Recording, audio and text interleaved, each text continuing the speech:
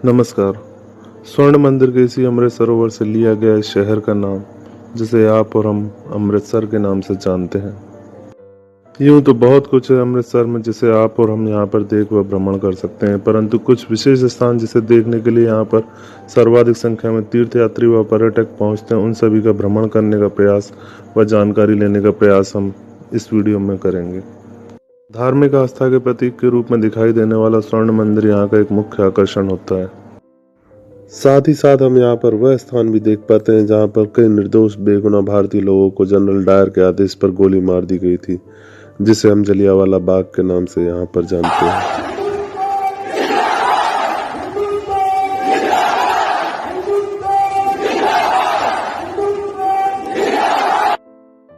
राष्ट्रभक्ति तथा देश प्रेम की भावना से परिपूर्ण वाघा बॉर्डर का यह स्थान हमें अपनी मिट्टी और मातृभूमि के और करीब ले जाता है।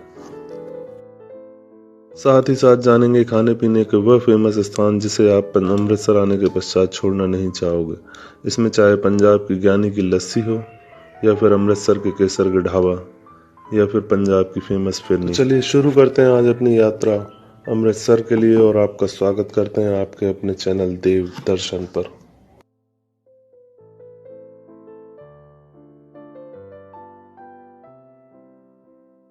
सबसे पहले बात करते हैं यहाँ पहुँचने की। अमृतसर भारत के लगभग सभी रेल मार्गों से बहुत अच्छे से जुड़ा हुआ है, तो हम आसानी से रेल मार्ग की सहायता से अमृतसर पहुँच सकते हैं। रेल मार्ग के अतिरिक्त हम यहाँ पर सड़क मार्ग से भी बहुत आसानी से पहुँच सकते हैं। साथ ही साथ अगर हम चाहें तो यहाँ पहुँचने के लिए वायु मार्ग का भी प्रयोग कर सकते हैं।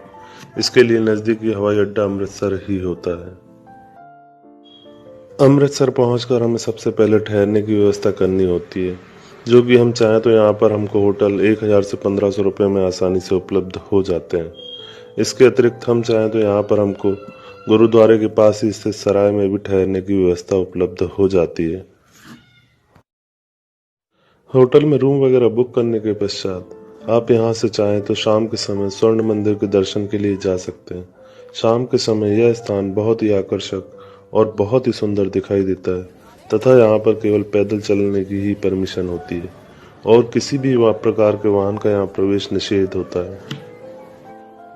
अगर आप यहाँ पर बहुत ही कम समय के लिए आए हैं तो आप चाहें तो यहाँ गुरुद्वारा पहुँचकर अपने जूते व सामान वगैरह यहाँ पर डिपॉजिट कर सकते हैं, और उसके पश्चात आप चाहें तो स्वर्ण मंदिर में दर्शन करने के पश्चात वापस अपने शहर के लिए भी प्रस्थान कर सकते हैं।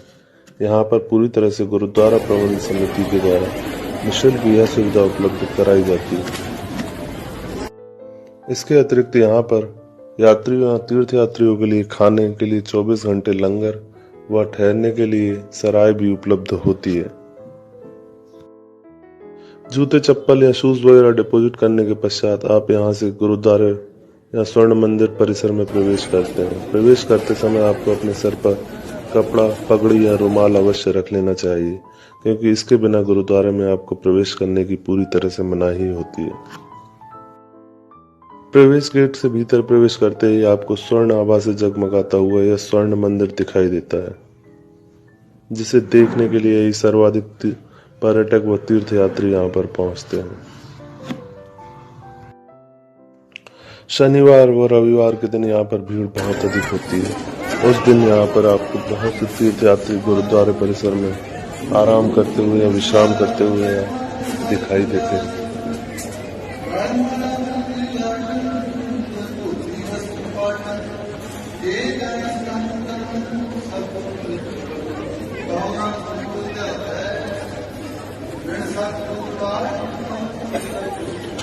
यहाँ पर आने वाले बहुत से तीर्थयात्री इसी अमृत सरोवर में स्नान भी करते हैं, तथा इसी अमृत सरोवर में बहुत सी अन्य सुंदर रंगीन मछलियां भी दिखाई देती हैं, जो कि इस अमृत सरोवर का एक अन्य आकर्षण होता है।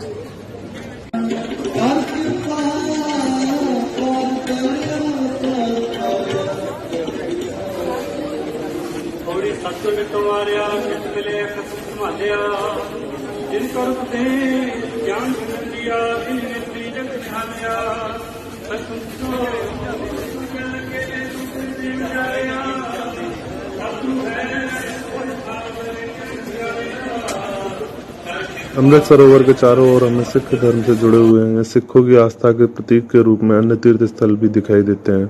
साथ ही साथ अमृतसर आने वाले प्रत्येक व्यक्ति या पर्यटक के द्वारा इस स्थान पर भ्रमण अवश्य किया जाता है।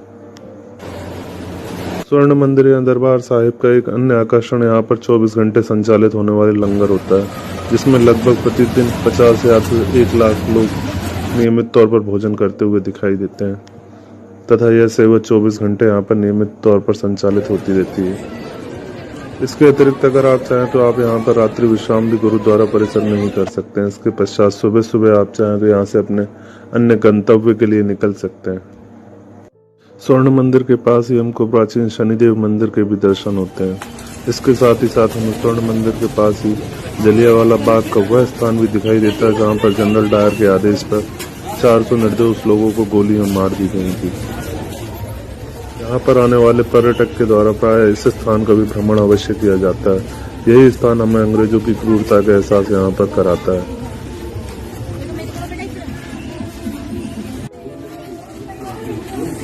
जलियांवाला बाग में हम अंग्रेजों के उस क्रूर कृत्य की सभी जानकारियां लगभग प्राप्त कर पाते हैं तथा यह स्थान हमें आज़ादी से जुड़े हुए अन्य आवश्यक जानकारी भी उपलब्ध करा देता है।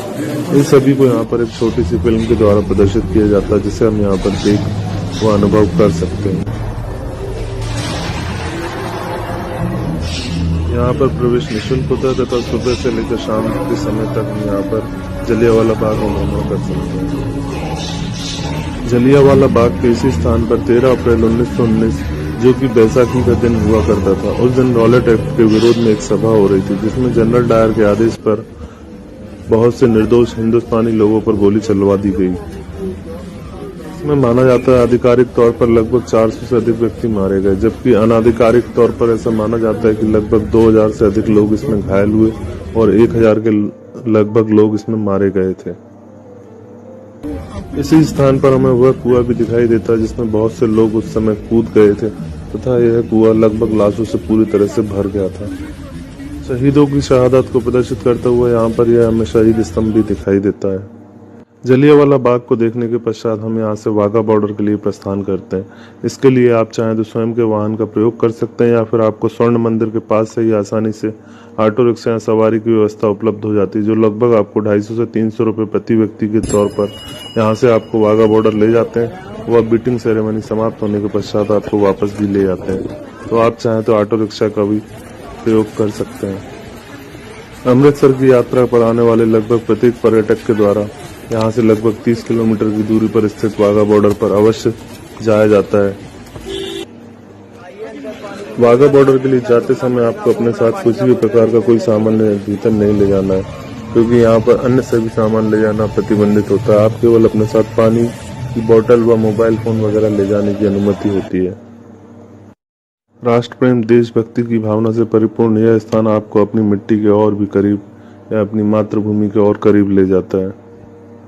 देशभक्ति से जुड़े हुए सुंदर गीत भी यहाँ पर हमको सुनने को मिलते हैं। यहाँ पर जाते समय आपको अपने साथ तिरंगा झंडा या टोपी अवश्य रखना चाहिए।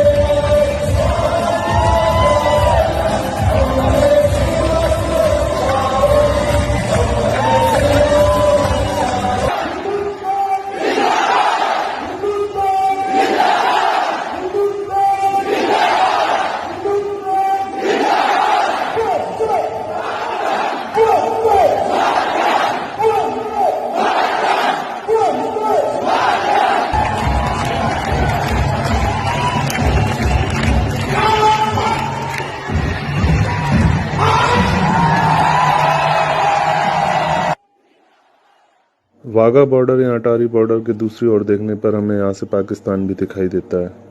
भारत और पाकिस्तान के बीच नियमित तौर पर संपन्न होने वाली यह परेड हम यहाँ पर सर्दियों के समय में लगभग 4:30 तो गर्मियों में लगभग 5:30 बजे से नियमित तौर पर देख सकते हैं। परेड के संपन्न होने के पश्चात या मीटिंग सेरेमनी देखने के पश्चात जब आप यहाँ से बाहर निकलते हैं तो आप यहाँ पर भारतीय सीमा के प्रथम रेस्टोरेंट में भी स्वल्पाहार वगैरह कर सकते हैं।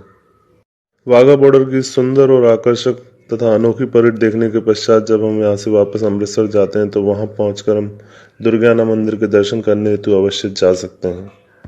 यहीं पर हमें वह वट वृक्ष भी दिखाई देता है जिसमें लव कुश के द्वारा हनुमान जी को बांधा गया था। इसके अतिरिक्त हम यहाँ पर गोविंदगढ़ फोर्ट तथा पार्टीशन म्यूजियम भी देखने के लिए जा सकते हैं।